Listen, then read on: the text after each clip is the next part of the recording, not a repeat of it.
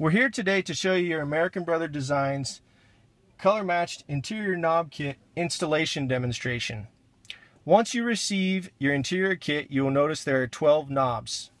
You have 2 climate control knobs, 1 power radio knob, 1 fan knob, 1 radio tuner knob, 1 windshield washer knob, 1 four-wheel drive knob, 1 light control knob, and 4 door lock pins. Now I will show you how easy it is to press your interior kit knobs over the current factory knobs. Locate each knob in the position that it goes to and just firmly press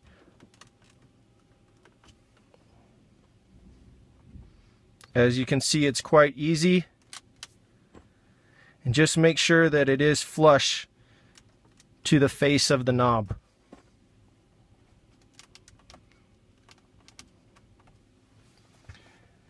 As you can see, the installation is complete, and now you have a very good looking center console.